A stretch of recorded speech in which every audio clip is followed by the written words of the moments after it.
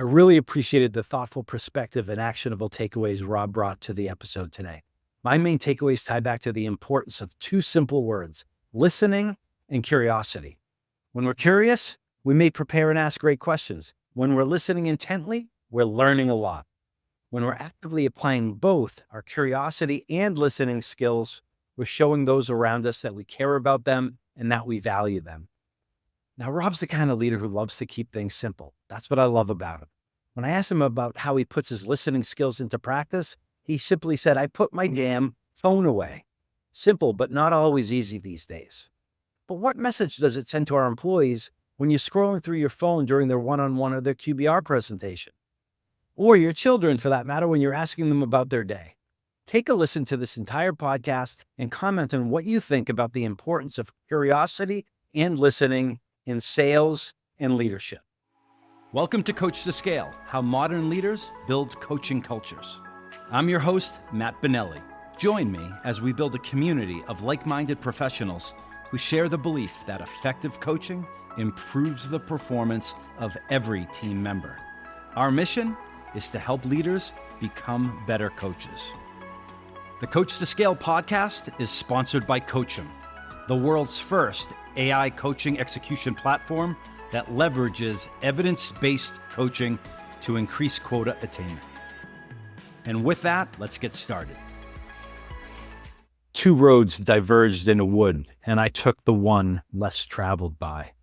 Robert Frost. This next guest has always blazed his own trail and looks to surround himself with others who enjoy doing the same. He's got great experiences that he's going to bring to the conversation today. He's had big company experience at Oracle, and then he went the smaller company route, choosing to build businesses at companies, including Barracuda in College Vine. Most recently, he was CRO and SVP of Services at Influitive. Rob Merklinger, an old friend, welcome to the show. Great to see you, Matt. Thanks for having me on. Great to see you. Great to see you. Rob, I know we've shared a lot of stories over the years. And by the way, I'll say this publicly. I may not have never said it to you live, but I remember meeting you. You were working on the New Jersey team, if I remember correctly, way back when you started at Oracle. And I remember telling, my boss, Sue Hayden, I believe at the time, that this guy's a rising star from day one. That was a long, long time ago. The star has since risen, but you just made a very, very strong impression from day one. I remember meeting you. So anyway, I just thought I would share that publicly.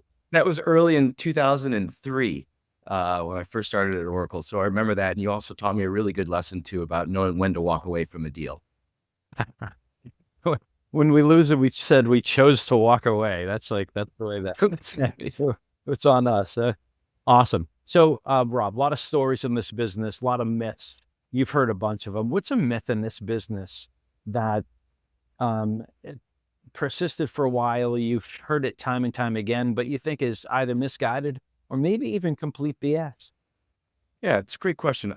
I think one thing that comes to my mind is on the hiring side and bringing in talent. And I think sometimes people have this perception that you have to go get this traditional SaaS sales rep, very type A personality. They probably excelled at sports. And there's definitely truth to that. But I've also found that, especially in the last several years where it's been so competitive in hiring talent, you got to look in other places. And there's other areas that you can go and find and develop talent and bring them into your team. And it can add a really nice change to the cultural sense too. Change to the culture sense. What do you elaborate? Well, I think I'm always looking for people with different backgrounds. I think when we're working on a team and we really understand someone's background and what makes them, get up in the morning, what drives them, what do they want to learn, where they want to get better at, different backgrounds, diversity. I find that you get a much tighter team. And you can do more faster.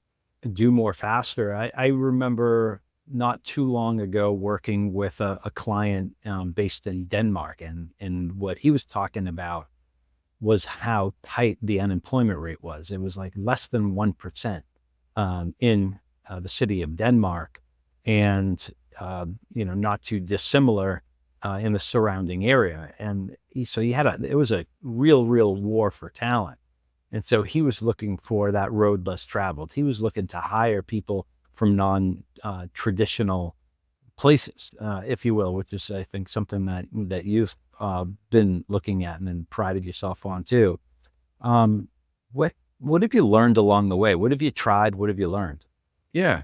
Well, I think back in 2022, when it was a really tight market for us in the SaaS space, it was hard to find the right talent. And so one thing that we did was we focused our time working with outside organizations like the Mom Project. And this was mothers or parents that want to return to work that have been out for several years. Some of them might have had some sales experience or customer success experience. And we built up our sales team, bringing folks in from that organization. And some did have, 10 years ago, they were selling for ADP, but they haven't been doing that in the last 10 years. But I've always been impressed with moms, and, certainly I see it here in our house, but they get stuff done very quickly. They're very organized. Yeah. And they use their time wisely. Yeah. Wise attributing and recognizing what's going on in your own house, right? Right now. So, but yeah, I mean, and I can say the same thing for my wife, who is also a mom. It's like, get stuff done, right? I mean, and I've heard these stories time and time again. People we both know fall into that category of moms who had these experiences, or could be dads or whatever. People who chose to maybe get out of the workforce, focus on different priorities in their life for a bunch of years, and then want to get back in and want to find the right spot where they can come and do meaningful work, get paid, and then go back to their other priorities. And with that, like it brings a different dynamic to the team. Anything that jumps to mind in terms of what you've seen it bring to the team? Yeah, I think it's definitely brought, for us at Intuitive, when we use the Mom Project, it changed the dynamics on the team, in the sense that we had a couple folks that were, later in their careers versus, kind of rising up. And I think they bring a whole different understanding of how deals can get done and things that you might overlook when you're kind of earlier in your career. And I think they also just bring a way to kind of elevate the conversation with your prospects and customers too. Rob, funny story. After many years staying at home with the kids, Caroline, my wife, went, she had a yoga business that got beat up by COVID.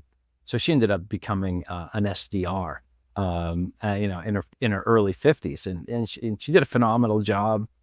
She got promoted, very, very quickly to AE. And my kids, who were in their early 20s, made a joke like, they're like, hey, mom, did you bring oranges to the team meeting? Like she did when they were like little kids playing soccer or football. She'd like bring the oranges. They were wondering if she brought oranges to her team meeting at her company as the AE. So anyway, you take some crap from your kids, but a lot of good work was done along the way. What advice do you have, Rob, if any, for people who are looking to go down that road less traveled and find really, really good talent in different places? Yeah. Well, I think we were fortunate enough to find that one organization that we partnered up with and spent a lot of time, working with them and learning how they operate and what's important for their, when they're hiring and bringing these people into their programs. I think also the old fashioned way of just going out there and networking and talking to a lot of people. And I think the other thing that I've found too, is that sometimes you need to look inside your organization. And so we've taken folks from product marketing and moved them into sales, or we've moved them into customer success roles, right? I mean, these are people that are highly curious, really understand the product, understand how to listen to what the customer is saying. I mean, that's what you have to do a lot in product marketing. And we found that they are in with the right energy, right? That wants that hunger and that quota, can be dangerous out there. And I've seen them be, definitely in the top top 10% of our sales reps performing. You threw a bunch of different attributes out there that really caught my attention. When you are hiring, are there certain attributes that you're looking for? Yes, definitely. I think, obviously, are you curious? Are you a self-learner? I would love to ask, what's the last thing you taught yourself to do? I think it's really interesting when someone's got a much, it's not, oh, I taught myself something with ChatGPT. Hey, I'm actually learning how to cook this very elaborate meal or something like that. I like when people are pushing the boundaries. I love to understand where people want to go in their career. And then, I think really kind of thinking about, how do you understand their work ethic and getting them to talk to you about their work ethic as well, telling those stories. And then the other thing I've always done over the last, I don't know, I guess 20 years in interviewing folks is I love to know what you did in college, and how you helped support and pay for some of your college expenses. I find that those people that were working one or two jobs, man, they turn out to be some of your best reps out there. And I don't know why that is. Well, I think I know why that is, right? Like, but it's a great question, right? And I'm sure you had multiple jobs in college. I know I did. Yeah, I wrote it down, and I I always send my kids these podcasts, and and I clip certain things that I really want them to hear. And one of them is that what you just said about paying for your own school. And in fairness, they're great. They've busted their butts. But yeah, we made sure that they came out with with a little bit of heavy weight in that backpack, so to speak. Not a lot, but enough to know what it's like to pay those kind of debts off. I love the question. There's a couple of questions there, like what did you do in college, right? Like, did you just drink your way through it, or did you learn something? Were you part of a group? Were you part of a team? How did you work? How did it get done? You learn a lot about people when they talk about themselves in that way, that in their formative years. I also love the question about what's something that you taught yourself last. I'm sure you heard all kinds of answers, up to and including nothing. Do you mind if I ask, what's something that you've taught yourself fairly recently? Oh, fair. Can I ask you a question to you? Yeah. So I'm not as handy around the house. So I've been watching a lot of YouTube videos and trying to learn how to do some light maintenance around here. Um, it's not going well, but I have not hired someone to come up from the outside just yet. So I look at that as a win. That's a win, and you're learning something. That's not something I want anybody in my house to hear. I am not handy either. Yeah. So kind of digging more into into sales and leading and coaching salespeople. What's a core belief that you have that you wish or expect salespeople to grasp a little bit more firmly? That's a good question. Well, I think maybe it has to come down with really making sure you're following the process, right? And you're continually trying to get better. I think this world's changing pretty quickly. The way you and I were doing sales back at Oracle is not the way we're doing things today. There's no more fax machines, waiting for your order to come in at the end of Q4. But and so I think that's where we need to really also as leaders embrace these changes and make sure that we're constantly evolving this as a team. How we go outbound is going to continue to change and evolve, and we've got to stay on top of that. And what's that? What's that? Whether it's a technology or a concept or a topic that you think is right square in the crosshairs of what sales leaders are wrestling with these days that certainly we didn't have years ago. Yeah, I mean, definitely anything around the AI side, right? Of like, is this going to make our teams more efficient? Are we going to be able to save cost on this? Is this going to drive conversion rates up? I think there's a lot of technology that's really early on right now, though, too. And I think it's going to be kind of fun to see over the next several years how it kind of played out on that and what the new tech stack is going forward. And what's a concern that you have when you think about the tech stack and the evolution of the technology? There's typically pros and cons with everything, right? Is there a concern that you have in the back of your head? I'm not generally not too concerned. I think, I come more from let's embrace it and see how it can help us. But I would say, the only concern with like changing the way anything that's going to change the way you personalize something, I think you have to be very careful around that, because I don't think, at least today, that it's going to allow you to really have that kind of one-to-one natural relationship, that we all want to have, with our prospects and customers and our teammates. So I talked to somebody yesterday, and the point that they were making was the problem with personalization is that it can't scale.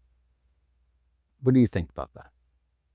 Well, you're I don't think it can scale in the traditional sense, Mhm. but I think there are going to be tools out there that allow you to be a little bit more efficient, or, a little bit faster on it. But I don't think it will take you all the way there. And I think that would feel really weird if personalization was at scale. I think that's a really good point to make. What's a painful lesson? Like, just one of those scars that you have from this business. What's a painful lesson that you've learned along the way that helped shape who you are as a leader? Well, I've been really lucky to have really tremendous like leaders that I've been able to work with: yourself, Brian Caulfield, Sue Hayden, Dave Phillips, Rick Falk. And I think one thing I learned from Rick Falk, who was my CEO a couple companies ago, was, the power of getting the right data, right? And you don't have to have, come to the table with the answer. Come to the table with the data, and let's get to the right answer there. And I think that's always, continue to hold true to this day. And if you want to be successful at, you know, at at the management level, you got to have the right data. It's just maybe a stupid analogy or connection here, but I had to go to the doctors recently, and they're doing some tests, try to figure something out, and one of them is, do I have sleep apnea? And I had to take this contraption home and sleep with it to see if I had sleep apnea. It was like the worst night of sleep in my life. You got this hose around, wires Yeah. everywhere, and you kind of really, they don't tell you have to sleep a certain way, but you kind of feel like you have to sleep a certain way to make it all stay there. And anyway, so you do it over at night and you bring it back in the morning, and then they analyze this data and they come back to you. And they're like, well, you get some mild, sleep apnea. And it's like blah, blah, blah. They give you some data. And I'm like, I don't think it was a good representation. It was a really bad night's sleep. And plus, by the way, I slept, usually sleep on my side, but I slept on my back for most of this. And they're like, yeah, but you did both. And the data says that you had more episodes when you were on your side than when you slept this way, which was the opposite of what I thought. And I'm like, I just remember saying to the doctor, I guess that's why we look at the data. Data. Yeah. Because my interpretation, my belief system was that this happened. But the data says, no, the absolute opposite of that happened. So I know, it's, that's why we look at the data. Well, So, I was just laughing. I'm like, yeah, I guess that's why I've been preaching this. I guess I got to practice what I preach. Um, so, you know, and I know we've had these conversations in the past too, but I wonder over the years, like, what drives you personally to do what you do? And what, if anything, has changed in how you look through that lens? well, goes back to what we talked about earlier, probably. I'm still trying to get better, right? And so I had a great board member that we used to talk about, where, every day we're just trying to turn the dials and get 1% better across our business, our team, and individually. And I think that's what drives me, is that I enjoy what I'm doing, but I want to keep getting better. And I know that's possible every day on that. Yeah, and I forget the soccer person, the English coach to whom it's attributed, but he talks about the aggregate benefits of getting 1% better every, Yes. every day. Actually, I think that that's the British cycling team, and they Yes. ended up winning the Olympics like within like 3 years. But it started with everything from no dust in their vans where they were traveling with their bikes, and exactly what people needed to wear, and it was down to a science. That's a really cool story. Yes. And I will go find that. Sir Richard Brailsford, I believe is his name, but I might be butchering. We'll put the link in the show notes. Great for the YouTube video. Great story. Um, so in terms of leadership frameworks, Rob, one of the things I've always been impressed with you is, you've taken your leadership talents to some different companies over the years, but you've brought your playbook, um, and that's evolved, I'm sure. What are some critical elements of the Rob Merklinger playbook over the years? Well, so this is a really simple one. It's Simple is great, man. I'm a simple person, but listening. I think as leaders, you have to intently listen, and you have to hear people out, versus trying to think about what you're going to say next, or do I have the right answer for them? And I think I've learned over the years, really taking the time to listen intently, uh, allows you to build a wonderful relationship with the people on your team, and that starts to earn trust and your respect. And I think again, when you get to that stage, people are willing to go do courageous things in the business. They're willing to take on more risk for you. So I think it's a very simple kind of playbook on how I kind of think about interacting with our teams. This the concepts of simple and easy, right? It's simple to explain, but it's not easy always to implement. Um, No. it, have you thought about that? I mean, I guess you're a very good listener. People that are really good at things, oftentimes don't have to put as much thought into it as others. But how do you take that concept of listening intently and implement it? Are there certain things that you focus on, that you use as a guide and use as a lever or a reminder, or maybe no? Yeah. Well, I'll say this, I definitely practice at home a lot, and so it's on the weekends putting this away, and spending time with my children, right? And playing, right? Or doing that with my at home at dinner when we're gonna talk about some serious, family things, like put stuff away and really listen to what uh, my wife is saying, right? Or my kids are saying. And so I guess I get a benefit of I've been practicing that for a couple of years now, and it's really paid off. And that's, I mean, that's actionable. Put, at night after a certain time or on the weekends, put this away, right? That's something actionable, and that forces you to listen. I grew up, lately, the past bunch of years around someone who had a yoga studio. So all the yogi terms like be present. Present. Well, even if you think about it, even when you're doing your one-on-ones, right? I mean, have you really sat down and prepared for that one-on-one, right? Is there an agenda that you are going to go over that's been agreed upon? Is the agenda mutual, right? It's not what I want to get out of the whole time too. You got to leave room for, for the person you're meeting with as well. But I think sometimes, we just move so fast that we don't take the time to really prepare for those one-on-ones. It's not it doesn't have to take a half hour, but 5, 10, 15 minutes of being thoughtful through what you want to get across, the words you want to use is really, really important. Ooh, really important. I'm so glad you went there with that. It- and then in terms of listening, right, Rob, how important is it if you're the manager in the one-on-one, and your employee or the rep is talking, and you're doing this? Like, Yeah. I mean, that happens, right? Well, and that can happen. And think about when you're doing that and your rep sees that, are they doing that when they're on the phone with a prospect or a customer? I bet you they are, right? And like, so that's where you can also create this change though, too.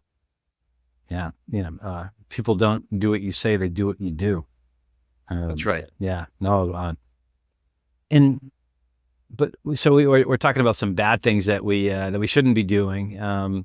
When you think about, all of the heroic actions you've seen people do over the years, is there anything that's memorable, like really memorable, that comes to mind in terms of what someone on your team did to impress you? Yeah, I mean, I think there's been so many different points in my career where people have impressed me. I think what I is probably my fondest memory, though, is as a team, I was at Barracuda. We did a massive pricing change, and getting the entire sales team to embrace it and really own the messaging and get it done in a quarter, to me was a huge win in getting all of our deals on this. So I look at it as that this team actually said, "Hey, we're going to do this together," right? It wasn't, and if one person was struggling with it, I saw other people on the team getting together with them and working them through, like, well, why are you getting pushback? Why aren't you okay, pitching that? And for me, it was like, wow, I don't have to have that conversation. We're having that as a team. We're holding each other accountable. So that's probably a pretty special one. Yeah, and that's something that you and they can take with them for their entire career, because what's the likelihood that you're going to be working at a company that does a significant price change? Very, very possible, right? Well, Definitely. those types of things just, trip organizations up all the time. So that's really cool.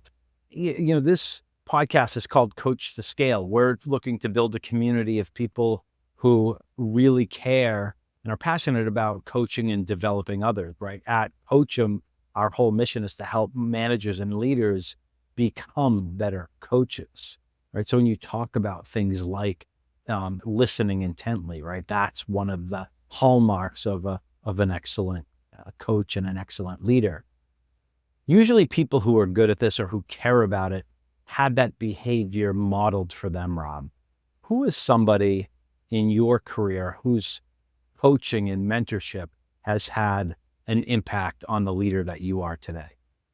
Yeah, there's been quite a few, but I'll say my time working very closely with Rick Falk, who is the CEO of Intronis, and then we were acquired by Barracuda, was really instrumental in helping continue to shape me as a leader. And I think the best part was that he really took the time to spend with me, got me closer to things that I wasn't comfortable with. It's certainly around better understanding the financials. At that point in my career, he made me take over marketing for a few quarters, which I did not want to do. But I'm really glad I did it. And I learned a lot from it. And he's a master marketer, and I got probably a mini MBA from him on marketing when I got to do that. Really cool. And I don't want to, I'm assuming here, when you say you didn't want to do it at first, how much of that was driven by you didn't feel confident or you didn't really feel like you knew much about it versus something? No, it was that. Yeah. Right. You hadn't been there, hadn't done it before. But that's what great leaders do is, you're right, encourage you to take those risks, and they believe in you more than you believe in yourself. Yeah, that's awesome. Yeah, that's so true. Right. They believe someone sees something in you that you don't see in yourself. And then, 100. and I don't know if you've ever told Rick that this story, but my guess is, someone like that would just also smile when they would say, yeah, I knew that. I knew when I was putting you in that situation that you were over your head, but you were going to come out better on the other side. So, Yeah, I'm pretty sure we've talked about that with him. um, different spin on the same question about coaching. Who's your favorite coach? And when I ask this question, I've been asking it of all the guests recently. And I guess what I'm looking for there is, it doesn't have to be a sports person per se, but just a coach that maybe, people in our business might know of. Well, I was going to say my kid's 9-year-old soccer coach has done an amazing job this year. They're undefeated. So he's got this team cranking right now. But There's a book I read a couple of years ago about a guy named called Bill Campbell. It's called The $1 Trillion Coach, and Bill Campbell uh, ended up coaching everyone from Steve Jobs, Jeff Bezos, Sheryl Sandberg, everyone at Google, Sergey, Larry, Eric Schmidt, Sundar, and the way, and really what he talked about was this whole concept that you got to be candor, right? And really making sure that you're honest with people about where they stand. And I think that it's a wonderful book. It's a very easy read, and there's lots of great little nuggets in there. But it's just cool to see all of the people that he touched, and and where those companies got to. And so that's why it's called the $1 Trillion Coach.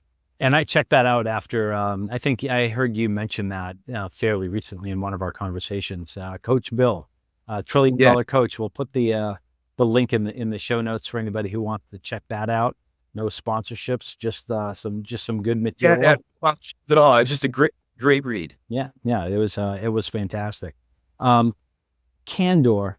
Um, there's a lot of books on that subject lately, and for good reason. Radical Candor is another good book that comes to mind. Um, do you recall a time when either someone was very candid with you, or you had to be more candid than you normally are with someone else to drive home an important point? Definitely on both sides. I would say that I remember a time where I was told to be a little bit more louder around changes that I wanted to make in the company, and kind of bring the right data. And then I was told, now you're being too loud and you're being a little bit of a jerk. And I think that was really important for me to hear that from my boss, the CEO, because I'm like, well, you told me to be louder, and then I was louder. But he's like, but it's how you say the things you say, right? So you're not wrong with where you're trying to go. You're wrong in how you're saying it, and you're not going to get the buy-in if you keep presenting yourself like that. He says you might get there, but again, you're going to move faster if you can get everyone on the same page with you and walk them through why we're trying to go through this. And I thought that he was right, but it was a good change, and we ended up going where we needed to go to. And maybe, Good luck. yeah, and maybe this falls into the same category, but have you, feedback is good for the soul. In fact, a guest on here, you said, feedback's important, but you don't always want it. She said it's like getting gifted underwear for the holidays. Like, yeah, you might need it, but it's like, this is what I got for my gift. But you need it. And do you recall like getting some feedback that was really, really, really difficult to hear, but when you look back on it, it was like, man, I needed that. Yeah, I mean, there's probably tons of times as an individual contributor and a rep, or even as a sales manager, where it- I think sometimes also getting feedback from not just from your boss, but from your peers, or even on the folks on your team. And so I've had always done like 360 reviews with my peers. I want to know where they think I can get better, and then also getting feedback from the reps too. And so sometimes, I think some of the feedback, back then was that you got a lot of energy, we're moving really fast, but sometimes it doesn't feel like we know where we're really going, right? Okay, so then I need to, slow down, and let's really make sure that we're repeating the message again a few more times, right? Really making it clear, taking the time to walk people through it one-on-one if we're making a change or something like that. And so I mean, that kind of goes back to what we talked about in hiring people. You want to hire people that want that feedback, right? That shows that they do want to get better and grow. And we need that on our teams. Oh, totally. I mean, the feedback and acting upon that, right? When if that person gave you the feedback and they said, got to be louder, and then, you did it, maybe the pendulum swung too far the other way. That shows that you're coachable. Right. And then you can always go in and recalibrate. Hey, man, that's a little bit too much. It's about how you say it. Right. Okay. Now I can recalibrate. And then they see you putting that into action. No, like, oh wow, this person takes the feedback and runs with it. They're coachable. So, you talked about words like competitive and curious. Coachable is that other C word I think a lot of leaders are looking for when they're bringing people into the organization, for sure. Um, so, topic wise, what's a topic that you can't consume enough of these days with regards to our business, whatever topic it is, but you find yourself either looking to read books or listen to podcasts or just consume general information about that X topic. Well, most recently, it's the last few weeks, I think there's been some interesting conversations around intent data. So coming from companies like Sixth Sense, or these kind of new startup companies like the retention B2B, has I think create a lot of noise out there. So it'll be interesting to see how that kind of plays out, and really ultimately how that changes the way we do outbound to inbound and stuff. So just for the audience, in case someone's not just in the know on exactly what that means, in your own words, what's intent data? So it's giving your teams insight on companies and individuals that are looking at your website or interacting with your content on that, and so that we can kind of point them to go, let's go try knocking on their doors. Right. Yeah. And it kind of feels like Big Brother is watching sometimes, but hey, if people are serving me up something that's timely and it's what I need, man, better than the opposite. That's right. Better than the opposite. I know we're covering a lot of ground here, going from here to over here. Anything that, when you think about people who, let's say, Rob, especially are getting into leadership positions for the first time, that's their first role as a leader. Anything that comes to mind in terms of advice or wisdom that you're willing to impart? I think, staying humble, right? But more importantly, ask for the help when you need it. Don't put it all on your shoulders. And I think that's really important for first time sales VPs, especially with aligning with marketing and product and finance. You're going to be asked to do a lot, and you got to know how to prioritize and when to ask for help. Yeah. And I see it a lot these days, but a lot of folks are unwilling to ask for help. When you talk to them one-on-one, they acknowledge that they need it. But it seems to me, Rob, that people are reluctant to ask for help because they think that they're supposed to know it all. And when they don't know something, that actually asking somebody for help is a sign of weakness. As a senior leader, what are your thoughts on? Yeah, I agree with you on that. It's really not a sign of weakness, and in fact, it shows a real level of maturity that you really are thinking about the business and really understanding where there are gaps and where you need help. Yeah. Last question, and this just came to my mind. There was a conversation that I had yesterday, and this person does a lot of coaching of, let's say, younger professionals. Folks in their 20s that are just getting into sales. And his point was that a lot of these folks they lack confidence. And one of the reasons why they lack confidence is because they feel like they're so young. They're in their early mid-20s and they're calling on, let's say, CFOs who are in their, 40s, 50s, 60s. And this person's quote that I remember writing down yesterday was, the way you talk can add at least 10 years to how you're perceived. And I didn't ask him to explain that, but what's your reaction to that quote? Like the way you talk, the words you use can add 10 years to how you're perceived in terms of your credibility. Yeah, I think that is true. I mean, I remember being, in my early 20s coming up and talking to, we were working at Oracle and talking to CIOs and VPs of technology, and I'm trying to sell a technology that I just got trained on. And so it can be intimidating out there. So I think, one thing I've learned is that with those, if you're early in your career, let's sit down and make sure you understand how a business operates and why it's important. So, do people really understand how the financials of our business operates and what's important there, right? If you can give them a better understanding of that, I think they can go in and have real business conversations, right? And really understand the outcomes that they're trying to drive and tie it back to that. And so spending time coaching people on that, may seem like that's something they should have learned in college.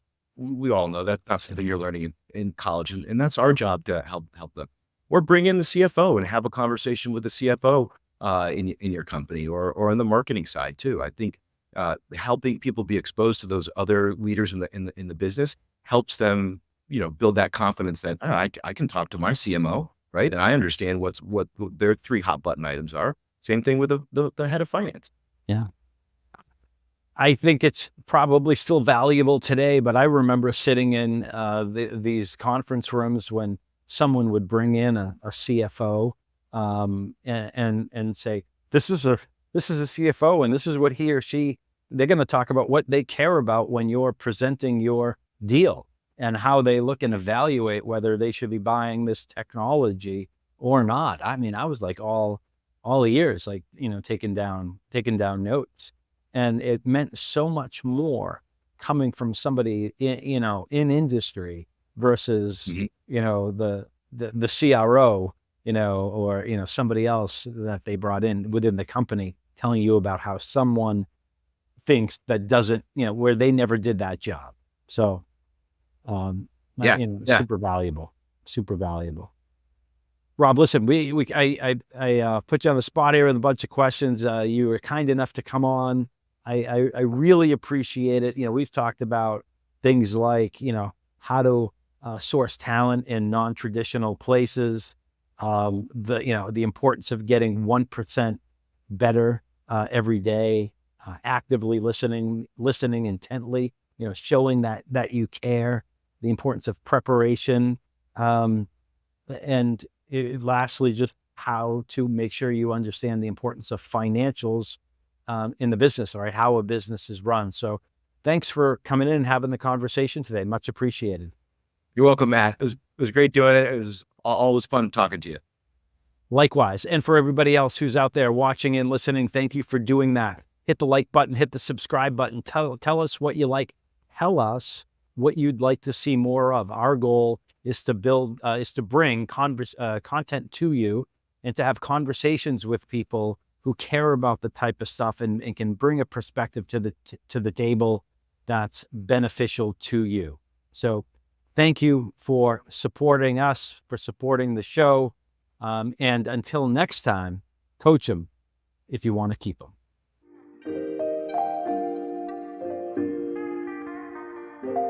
We hope you've enjoyed this episode of Coach2Scale, How Modern Leaders Build Coaching Cultures. For show notes and other episodes, visit us at coachem.io. That's COACHEM.io. And follow us on Twitter at CoachemNow. See you all next week. Thanks for joining. And remember, coach them if you want to keep them.